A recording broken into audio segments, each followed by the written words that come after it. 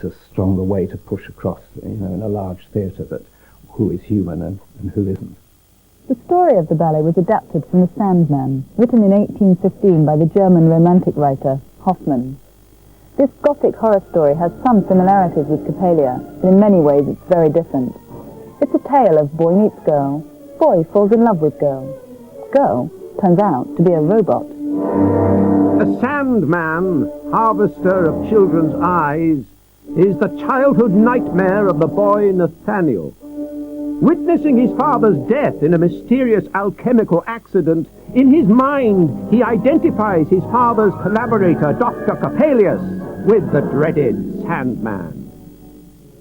Later, as a student, Nathaniel tells his friends of his newfound love for the professor's daughter, the beautiful Olympia, whom he has seen standing at her balcony. He is enchanted. She plays the piano perfectly and dances tirelessly, but her eyes are cold and dead. Engaged to be married to Clara, the smitten Nathaniel nevertheless courts the chilly Olympia. Then one day, to his horror, he encounters the professor arguing with none other than Dr. Coppélius over the girl's body.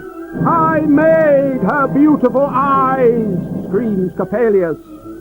Nathaniel has been cruelly deceived. The girl is an automaton, and the professor, like his father, has worked with Coppélius to create the illusion of life. His mind unhinged, with an agonized cry of "Wooden dolly, beautiful eyes," he plunges over the balcony to his death. So for the ballet, the sinister alchemist Coppélius becomes the comic toy maker, and his creation Olympia, beautiful and beautifully proportioned, but with something lifeless about her eyes, becomes Coppélia, la fille aux yeux d'émeraude, the girl with enamel eyes. Come on, boys, keep up.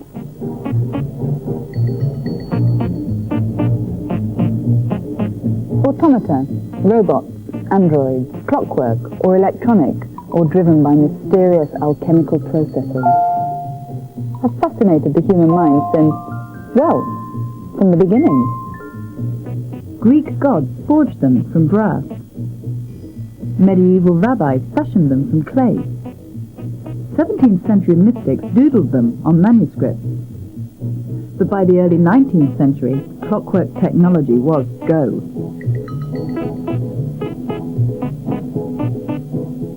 Coppélia is of course a doll, albeit a doll with a clockwork mechanism inside her. And we're looking at a group of French dolls here, which Delibes himself would have been very familiar with in Paris, and indeed his audience would have been very familiar with them too. The doll sitting here, conveniently without her dress on, we can demonstrate actually how the movements of the doll are quite robotic and stiff, whether one's talking about the arm or down here with the leg. And it's those movements that would have been mirrored by the ballerina in that opening performance of Coppélia. The young Leo Delibes moved to Paris in the middle of the 19th century, and there he would have come across automata. Automata are figures operated either by clockwork or by a handle, which come to life. What's interesting is there's documentary evidence saying that a similar automaton made in the 1870s retailed then for a price of 1,500 French francs.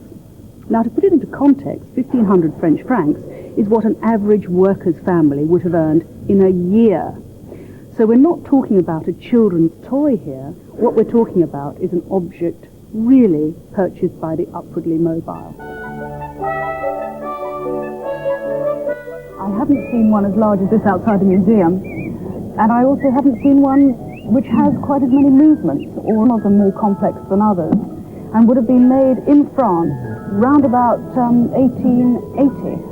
To actually put a value on an item like this is difficult because, as I said, it's a really museum piece. The delicious thing about automata is that they actually bring to life so many different characters from the late 19th century. whether you're looking at a smart Japanese lady or a man sitting smoking a hookah pipe, figures drawn from the ballet and from theatre and from the circus and from everyday life, whether one's looking at a rabbit emerging from a lettuce or, in the case of this little chap, a schoolboy wearing a dunce's cap. And the 20th century, what of that? Here I'm holding a hand-operated figure, could even be of Coppélia herself, based on a much earlier example. In front of me, a range of clockwork toys, varying from Charlie Chaplin, a familiar face, through to this somewhat weird and spooky knitting bear, and of course, the inevitable robot. Just across the Covent Garden Piazza from the Royal Opera House is the Cabaret Mechanical Theatre, an entertainment made up entirely of contemporary and very rude automata. Hello, welcome to Cabaret. Thank you. Now, here is your ticket. Yes. And what you have to do is take your ticket to the ticket inspector.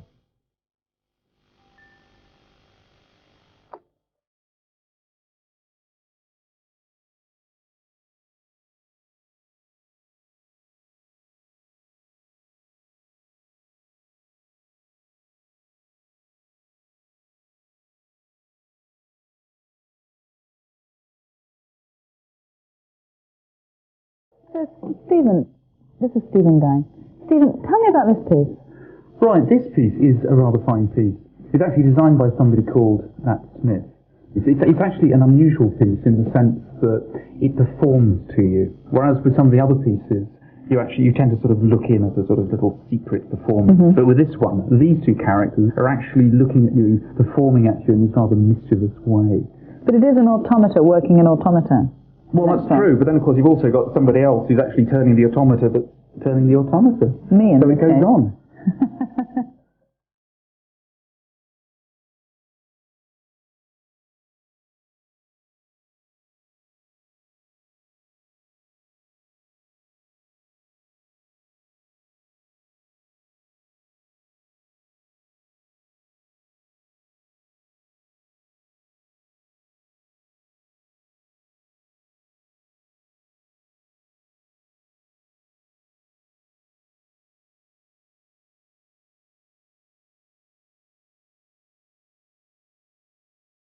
It is amazing because this is quite crude, really. I mean, it's just a bit of bent metal, really. And what's wrong with a bit of bent metal?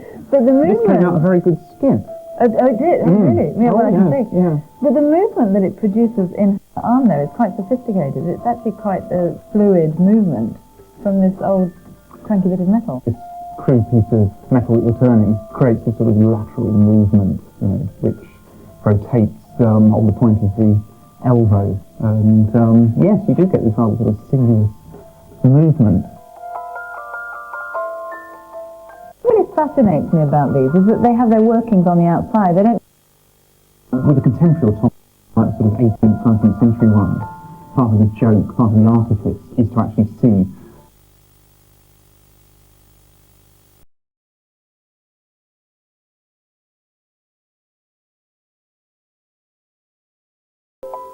It seems a long way from a cute rabbit popping out of a lettuce, or these intricate little automata, to the clanking mechanical giants of science fiction. The name robot was coined by the Czech writer Karel Čapek, and it comes from the word robota, meaning slave or enforced labour. What is it, Vernon? What happened? Read that. What is it? A leaflet. Millions of copies. The robots are distributing them everywhere. Robots throughout the world, we proclaim man as our enemy. We command you to murder mankind. To murder mankind. But the father of the modern robot, at least in fiction, was Isaac Asimov, whose collected robot stories run to nearly 700 pages. It was Asimov who formulated the 3 laws of robotics, a sort of automata's 10 commandments.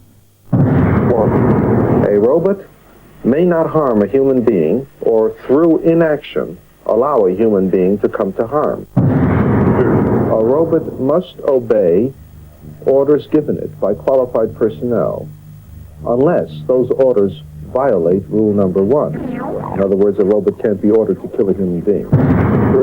A robot must protect its own existence. After all, it's an expensive piece of equipment. unless that violates rules 1 or 2. Well, what we're doing isn't quite legal. Domestic robots aren't as yet permitted by law, though of course they soon will be. You see, nobody must know about Tony. I mean that he's a robot. Tony? Oh, Larry. I don't know why you and your friends are doing this. Is it some sort of joke? If you think Tony is human, then try and feel his pulse. No. Go on, try. No. Tony, will you give Mrs. Belmont your wrist? These laws are sufficiently ambiguous so that I can write story after story in which something strange happens, in which the robots don't behave properly. But whilst improper behaviour, running amok and all-round megalomania has been the stock in trade of the sci-fi robot, Go now, or I will destroy you all. in the real world, robots tend to have more humble and helpful roles.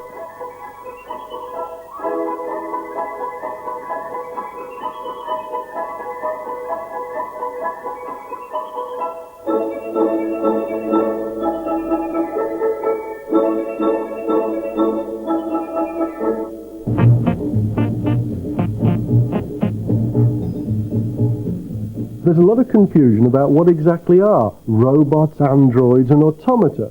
Coppélia is an example of a simple automaton, not unlike a robot manipulator that you find on a production line, programmed to do a specific task. What I'm really interested in are intelligent robots, robots that can think for themselves.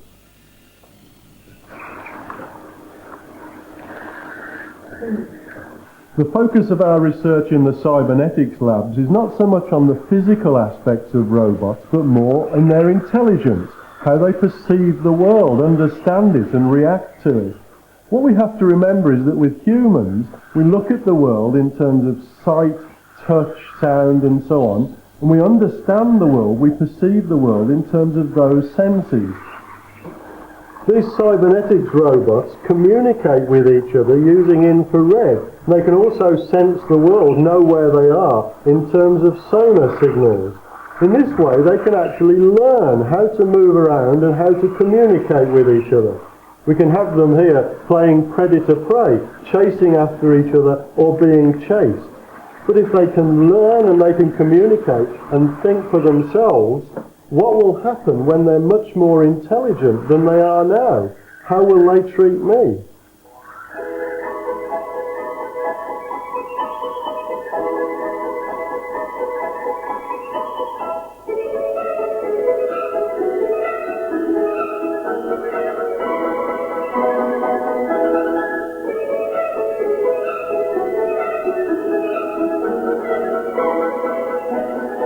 The robots in our cybernetics labs are, like Coppélia, built by human hands.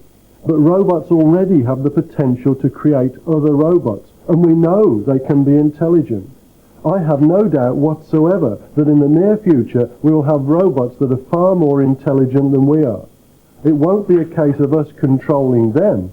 They will be in control of us.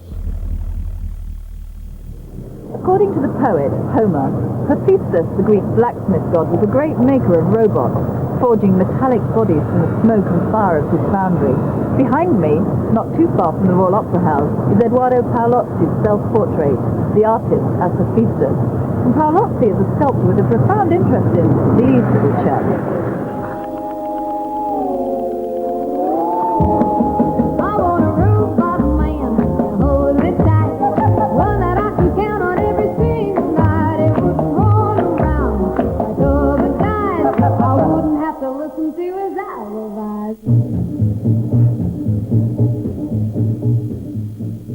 The robots in the Crazy Cat archive, including these ones, they're just all part of a kind of culture, what might have become a form of street art in a sense, which is comic books, even aeroplanes, trains, that whole world. This was in a category that most people called popular art. But I thought that that element was neglected at this great museum, so I managed to persuade the director at that time to accept a lot of objects from my collection, which I thought was really worthy of being a great museum, and that's how it started. There's certain big cases in the V&A, and occasionally I've arranged exhibitions drawing from the Crazy Card Archive. I like to interweave history, you know, and indeed what we look at now, people might attach the concept of nostalgia, but I just call it archaeology. This has been bought recently. It's a very strong icon, and also like some of the powerful robots, they come out of the cinema. The designers have an idea of modern technology, and if you know that there's an incredible amount of state-of-the-art electronics and direction in the making of this, unlike the tin robots, which are cultural clockwork. This man-made like effigy has a superiority control and vision than normal man. And that's one of the interesting things about robots, that here is a man-made superior being. This is sort of primitive art in a sense, that it doesn't acknowledge, as most robots, any actual anatomical correct features. I also think, in a strange way, if I was a designer of these things, I don't think most of my drawings would be accepted.